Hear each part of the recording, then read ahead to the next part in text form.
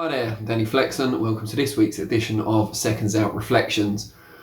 We're here every Monday, 4:30 p.m, to look back on the boxing action of the weekend just gone. And the boxing scene is really getting back into the swing of things now as 2020 has gotten into its stride. Atlantic City, that old but still viable casino town or city, as it's Atlantic City obviously, was the place to be this weekend with two shows, one on Friday night and one on the Saturday night. And the Friday night one saw some history being made when Claressa Shields beat Ivana Habazin for vacant belts down at 154 pounds. And in doing so, she became the fastest person of either gender to win 3 world titles at different weights. Congratulations to her for that. It was a wide win. I think she dropped Habazin somewhere around round 6, was clearly in charge all the way through, as you would expect from a double Olympic gold medalist. Now there's been a lot of controversy over the achievement since, not so much of her superiority in the women's game, but more comparing how quick she won those world titles at 3 different weights to some of the men that have done it. Now what I would say is she shouldn't. That should never have been an issue. First of all, it's a great achievement within the women's game anyway. It's a history-making moment. Well done to her. I think if you insist on comparing them, then you do have to point out a couple of things. One, that the depth in the women's game is nowhere near that of the men's game in any division really, and that's just a fact. As time goes on, now female boxing is included in the Olympics, for example. Take-up participation among female amateurs is at an all-time high. I think that will start to change and the women's game will only get deeper as years go by, but as it stands right now, it's not as deep as the men's class. Having said that, she still did really well. She's beaten some good people, including Christina Hammer, on her way to this achievement. The only other thing I would say is that operating in the women's game, it's a lot easier to get the opportunities to win world titles at different weights. I mean, we have seen male multi-weight world champions, but the reason, or one of the reasons, it tends to take a bit longer for them to achieve it is that it's not as easy to get title shots. Titles don't become vacant as often. The opportunities don't come up as often. It's not as easy to climb the rankings quickly with the governing bodies either because of the depth that we talked about. Someone like Terence Crawford, for example, who's moved up through the weights. He unified at light welterweight. That was a bit of a shock in itself that he was able to become undisputed. And then he got a shot at welterweight soon after, but that's not always the case. It doesn't always move that quickly. It's more of an exception than the rule. And we see with Canelo as well, it's taken him a few years to become a 3-weight world champion. That's why I consider him, by the way, until he wins a genuine full world title at super middleweight. He's a 3-weight world champion. But even then, it's taken him time to find the right opponent with the right belt at the right time. Because in the women's game, it's a lot easier to move around the weights, for one thing, and also easier to get those opportunities. Amanda Serrano's won, world title bets at ridiculously disparate weights. Just shows you how much easier it is in the women's game to do so. But all that being said, it's still a great achievement for her. She's proven dominant against every woman she's faced so far.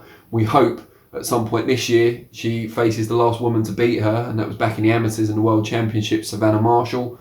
She's unbeaten, looks a puncher up at super middle. I think she'll drop down to middle for that fight, and I think Claressa Shields will come back up. And that, I don't know if Marshall can beat her. Certainly as a pro, Shields is more experienced and has beaten by far the better opposition. But she is the last person to beat her back in the amateurs. That kind of sells itself, and it'll be interesting to see how she gets on. On the Saturday night in Atlantic City, we saw a bit of a knockdown, drag-out brawl between Jesse Hart and Joe Smith Jr. up at light heavyweight. And it was really entertaining, although the fact that it became a split decision in favour of Joe Smith Jr. is another thing that's caused some controversy this weekend, because Hart seemed to lose clearly. Joe Smith Jr., more aggressive, threw and landed more shots, seemed to dominate the fight, but one judge somehow gave it to Jesse Hart, and that's caused a bit of contention, to say the least. Let's look on the bright side though. It was an entertaining fight. Joe Smith Jr. has rebounded from the defeats that he's had to Sullivan Barrera and to Dimitri Bivol. He'll now go on and hope for another big fight at light heavyweight. I think someone mentioned possibly an Anthony Yard fight as an example. I'd quite like to see him against Sergei Kovalev. Now, hear me out. Kovalev's coming back from that defeat to Canelo, but for large parts of that fight, he looked to be the boss. Before that, he got through a mini crisis to stop Anthony Yarde. Has he still got it? And has he got enough to regain one of the main world titles at 175 pounds? Well, I think Joe Smith Jr. is a good opponent for him to come back against. He's aggressive and he throws a lot of shots. He's a power puncher. But we know that Kovalev is actually a really good boxer when he decides to box, and he's got a lot of power of his own. For Joe Smith Jr., the times he's been beaten in the past, particularly against Dimitri Bivol, he just went up against someone who was a better technical boxer and who threw more punches. He was outworked and outboxed. Same against Sullivan Barrera, to be fair. But against Kovalev, coming off that Canelo defeat, coming off the struggle against Yarde, I think Smith Jr. might fancy his chances of overrunning him. You know, he's getting on a bit, Kovalev, as well. And I think on the flip side, Kovalev will think this is a opponent we can market as a dangerous comeback fight, but someone I should still comfortably get past and get. And if he beats Joe Smith Jr., who's obviously coming off that win over Jesse Hart, I think that puts Kovalev right back in line for another major fight, a marquee fight. So yeah, that's the one I'm putting out there. We saw another big show on Saturday night, this one in San Antonio, Texas, as Gary O'Sullivan, Irish middleweight, put up a typically gutsy, aggressive performance, but fell just short against Jamie Munguia, who was making his middleweight debut, former WBO super welterweight champion, of course.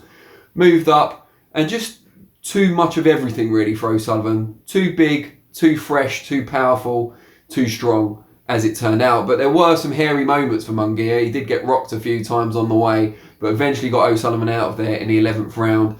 Liam Williams, who's obviously mandatory challenger for Demetrius Andrade, the WBO champion, has already been calling out Munguia on social media. I don't expect that to happen necessarily next. I think Munguia's handlers, until his skills catch up with his enthusiasm and raw athletic attributes, I think they need to be quite careful in how they match him. But I'm not sure who's going to be next for him. But he'll want a challenge for a world title at middleweight, but it's a tough one. I mean, the middleweight title holders are all very accomplished, so we'll have to see what comes next for him. As for Gary O'Sullivan, he talked before the Munguia opportunity about moving down to 154 pounds to super welter. I hope now he reconsiders that, because if he can make it safely, his strength and power should tell a bit more against those smaller opposition at super welter. Now that's what I think of the weekend's action and what I'm projecting for the future. I want to know what you think. Whose was the performance of the weekend? Who got you most excited? And what do you see in the future of the winners of the fights that I've talked about? Let me know. I'll respond to some of the comments. And then I'll be back next week for ReFLEXions, 4:30 PM Monday. I'll also be here looking ahead to the weekend's action this Thursday, 4:30 PM for ReFLEXions.